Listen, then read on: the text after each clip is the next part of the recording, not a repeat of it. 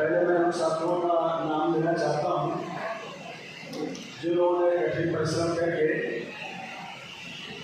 इस कार्यक्रम का आयोजन किया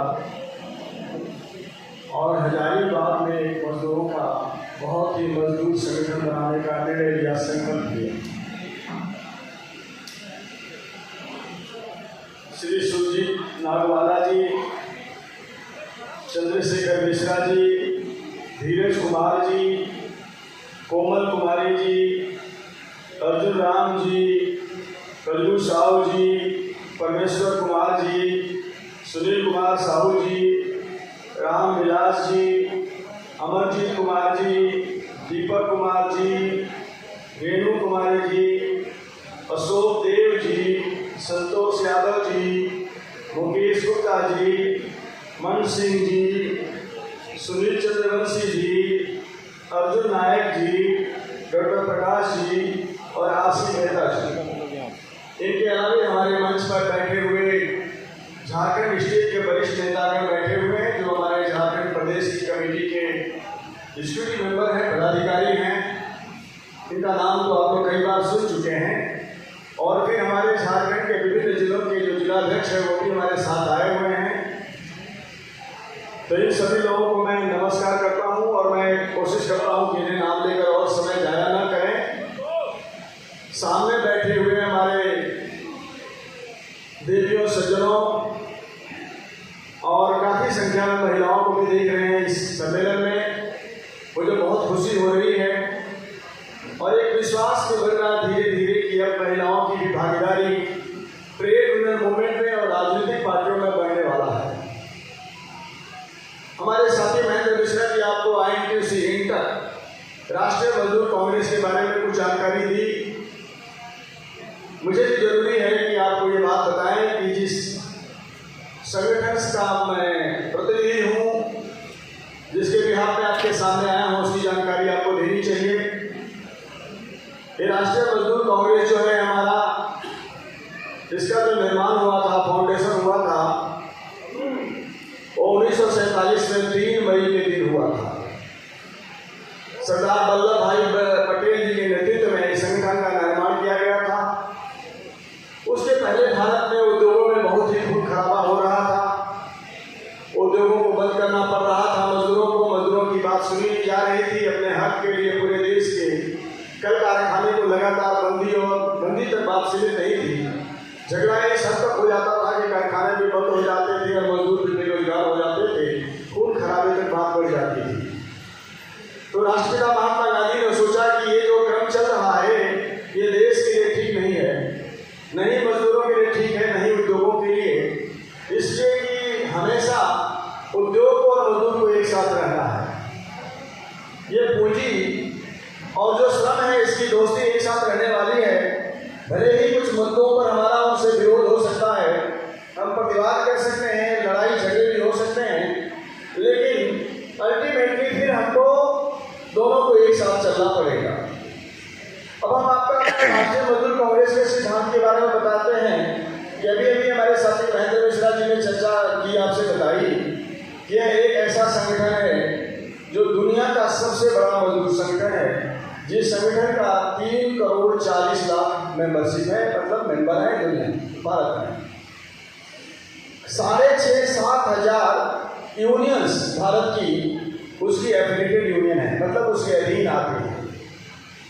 झारखंड में भी हमारा 5 लाख मेंबरशिप है और करीब 200 यूनियनें हैं।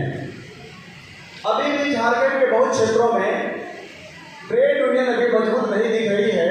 उसमें से एक उदाहरण हमारा हजारीबाग का भी क्षेत्र है।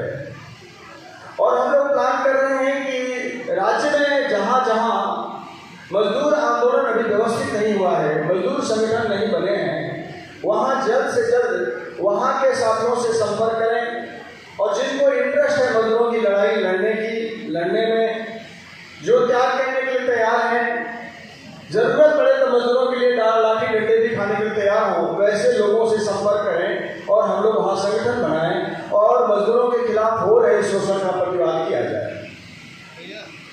अब इस क्रम में हम लोग आगे बढ़ रहे हैं।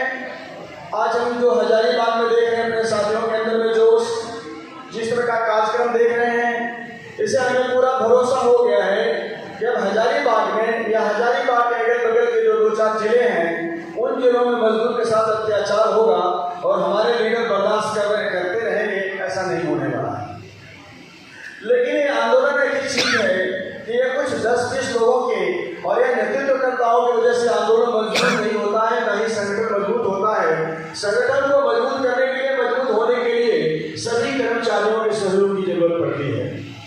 तो हम एक चीज कहेंगे आप सभी लोगों से, और ये मैसेज हमारा पहुंचाइएगा अपने मजदूर भाइयों के यहाँ कि उठ जाग मुसाफिर भोर गई, अब रैन कहाँ जो सोवत है, जो सोवत है सो खोवत है, जो जागत है सो पावत है। इस दुनिया में अधिकार की लड़ाई लड़नी पड़ती है और ये किसी भी तरह से गलत नहीं है, और लड़ाई घरों में भी भाइयों से भी अपने हक की लड़ाई लड़नी पड़ती है और होती है।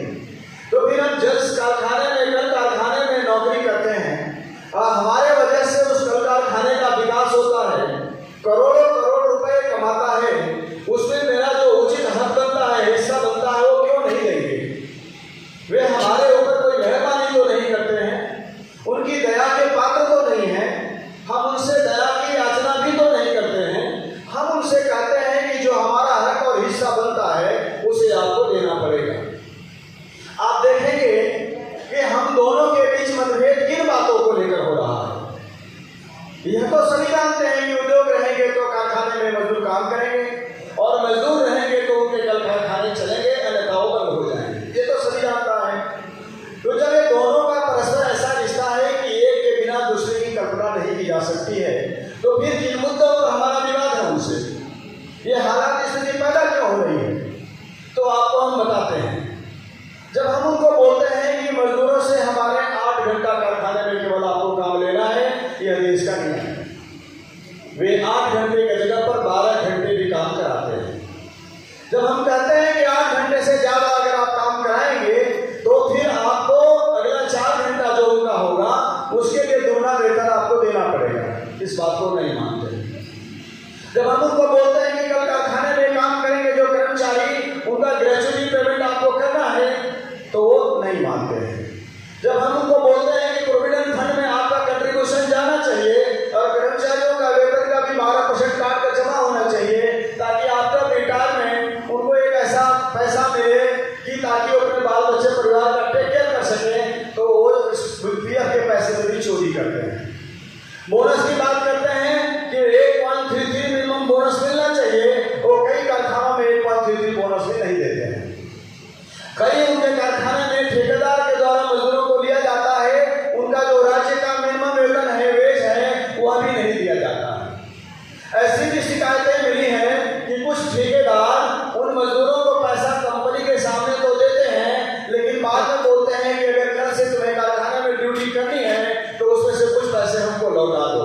और वो गरीब मजदूर अपनी नौकरी के डर से बाहर जा करके कमाए हुए कुछ पैसे में से उनको वापस कर देता है। ये हालात और परिस्थितियां हैं। अगर उनकी दुर्घटनाएं हो जाती है तो मुआवजा नहीं दिया जाता है। अगर कोई कर्मचारी मर गया काम करते करते, तो प्रबंधन के लोग कोशिश करते हैं कि इस केस को किसी तरह से निपटा दिया जाए, और निपटाने के लिए सरकारी जो तंत्र हैं, सरकार में बैठे हुए जो लोग हैं, जिनकी जिम्मेदारी है कि मजदूरों का वो टेक कर करें, उनके हक की बात करें, उनको भी किसी न किसी तरह से मैनेज करने की कोशिश होती है और उनका हक नहीं दिया जाता है। ये तो हमारे मतभेद हैं, उनसे हमारा और कोई दुश्मनी नहीं है।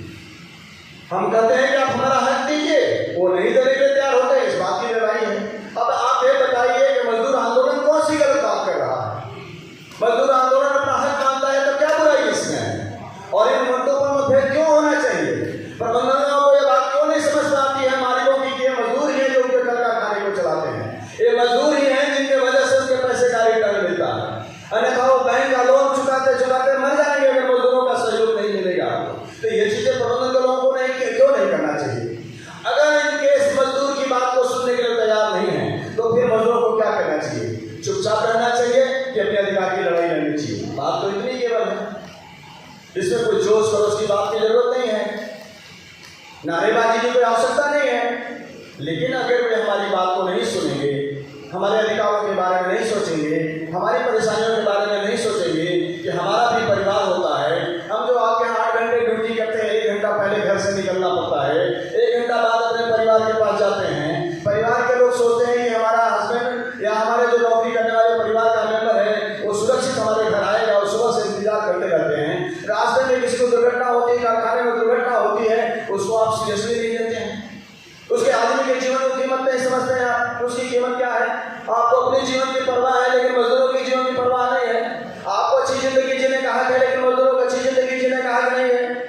मजदूरों को कुछ नहीं चाहिए। ऐसी परिस्थिति कब तक ये जारी रहेगी इस देश में? कब तक इसे बर्दाश्त हम गरीब करेंगे, मजदूर करेंगे? बात तो इतनी सी है।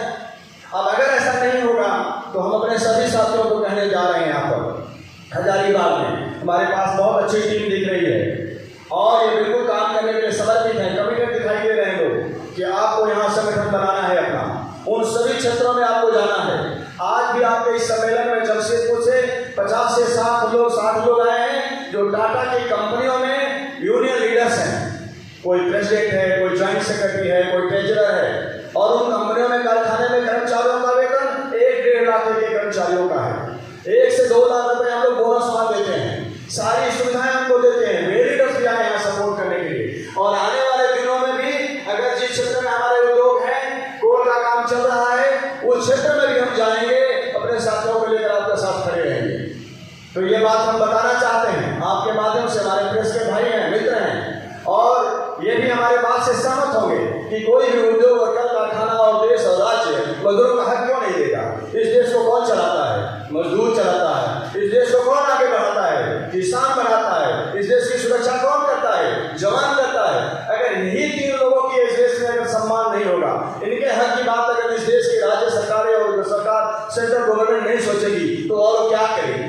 वो केवल अपने लिए जीने के लिए आते हैं, अपनी सुख सुविधा के लिए एमएलए और एमपी बनते हैं, पार्लियामेंट में जाते हैं, केवल अपने हक की बात करते हैं। उनका वेतन बढ़ाने में तो कभी मतभेद नहीं होता है, उनका कभी भी वेतन बढ़ाने की बात आती है पार्लियामेंट में तो एक आदमी कोई विरोध नहीं करता है, विधायक का तो कोई विरोध नहीं करता है, उनकी सुविधाओं को लेकर किसी का विरोध तो नहीं होता है। वो सभी चीजें कहाँ से आती है? वो पैसा क्या नोट छाप कर देते हैं कि हमें इस देश के वासियों का, हम मजदूरों का, हम लोगों का सब टैक्स को काटा जाता है इनकम टैक्स के रूप में, उन्हीं टैक्स को पैसे बांटते हैं, लेते हैं। तो उनके लिए अगर हमारे देश के पास पैसा है तो हमारे मजदूरों के लिए क्यों नहीं? उनको कौन देखेगा?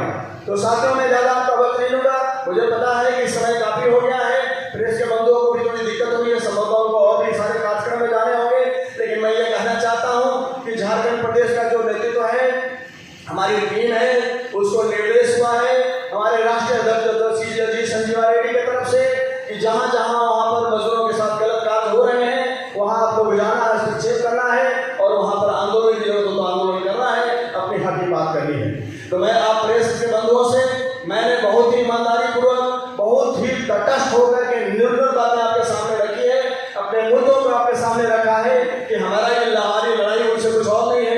हम कल कारखाने को बंद होने के पक्षधर नहीं है, हम मार पीटिया झगड़ा मिलन खून खराबे के पक्षधर नहीं है, लेकिन हाँ ये बात जरूर है कि हमारा हक अगर जो नहीं देगा उससे मैं लड़ाई लड़ूंगा, वो चाहे कल कारखाना हो, चाहे हमारे अपने मित्र अपने लोग हों। यह मैं बात कह करके आप सभी लोगों से विदा लेना चाहूंगा और अपने सभी उन साथियों को जो हमारे जमशेदपुर से बड़े बड़े नेता बोकारो से आए हैं, धनबाद से आए हैं, कोने कोने से राज्य के यहाँ पहुंचे हैं और जो लोग हमारे यहाँ हजारीबाग के सब साथी आए हैं, इकट्ठे हुए हैं और महिलाएं आई हैं, विशेष रूप से आप सभी को मैं बहुत बहुत धन्यवाद देता हूँ। झारखंड प्रदेश इंटर के सम्मानित अध्यक्ष आदरणीय राकेश्वर पांडे जी और मंच पर उपस्थित हमारे सभी सम्मानित नेतागण, मैं सभी का नाम ले सकता हूँ लेकिन मैं चूंकि समय कम है उस समय को बर्बाद नहीं करना चाहता हूँ और इस सभागार में उपस्थित तमाम इंटर के नेतागण, मजदूर साथियों, सज्जनों एवं देवियों, साथियों समय बहुत कम है, अध्यक्ष जी को हम लोगों को सुनना है, आज रथ यात्रा का त्योहार भी है, हमारे पत्रकार साथियों को उसमें जाना है, इसलिए मैं बहुत संक्षेप में अपनी बातें रखना चाहता हूँ। साथियों, आज हम इंटर के परिवार की तरफ से यहाँ पे एकत्रित हुए हैं, हमारे बहुत सारे नए साथी इंटर से जुड़े हैं जो यहाँ उपस्थित हुए हैं, बातें सुन रहे हैं। मैं आपको जानकारी देना चाहता हूँ कि जब हमारे पूर्वज इस देश के आजादी के लिए लड़ाई लड़ रहे थे, संघर्ष कर रहे थे कि इस देश को हमारे कैसे आजादी मिले, साथ साथ उनको इस बात की भी चिंता थी कि अगर हमारी आजादी हमको मिल गई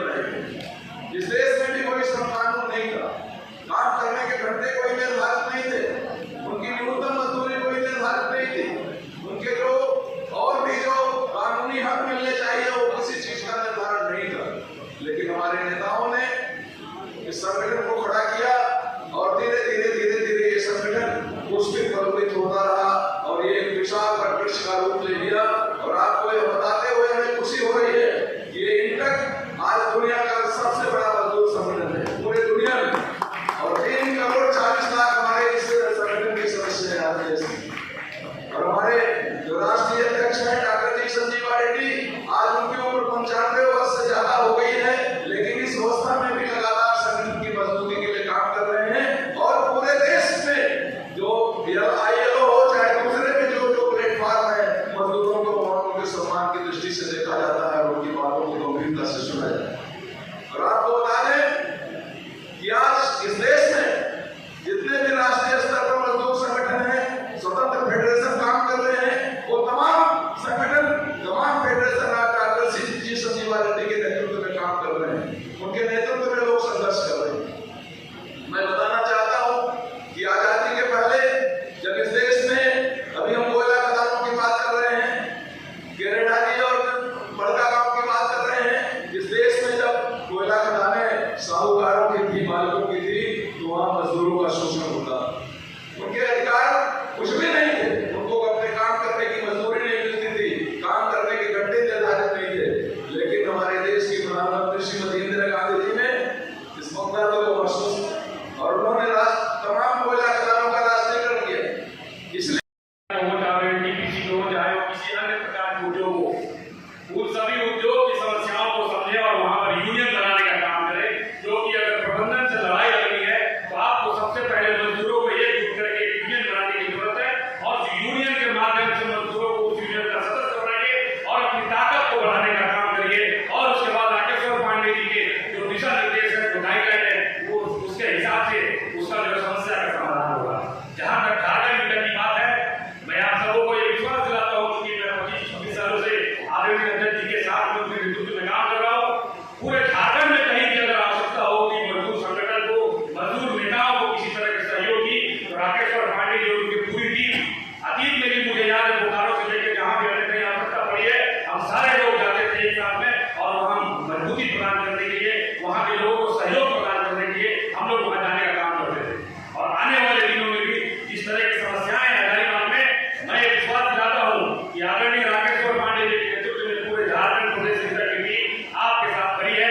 लेकिन आगे आप तमाम नौजवान साथियों को बढ़ाना होगा, लीड आपको देना होगा, यहाँ की समस्याओं को समझना होगा, यहाँ की समस्याओं को लिस्ट करना होगा, उसके आधार पर यूनियन का गठन करना होगा। क्योंकि मैं कांग्रेस पार्टी से भी जुड़ा हूँ, प्रदेश में महासचिव हूँ, लेकिन इंटक और कांग्रेस में जो बुनियादी अंतर है वो ये है कि अगर इंटक में आपको मजबूत होना है, मजदूरों की सेवा करना है, तो आपको सबसे पहले यूनियन का गठन करना होगा, उनको एकजुट करके और यूनियन का गठन करके सरकार से निबंधन करा के उस निबंधित यूनियन के माध्यम से जब आप किसी उद्योग से लड़ाई लड़ते हैं तो वहां आपके सफल होने के आसार ज्यादा है, बशर्ते कि वो तरीके से उस लड़ाई को लड़ी जाए। मैं ज्यादा समय नहीं लूंगा, आप सबों को इस सफल कार्यक्रम के आयोजन के लिए मैं बहुत बहुत बधाई और साधुवाद प्रकट करता हूँ और ये विश्वास दिलाता हूँ कि आने वाले दिनों में जिस तरह के भी हम सबको से सहयोग की आवश्यकता होगी, जरूर सहयोग करेंगे।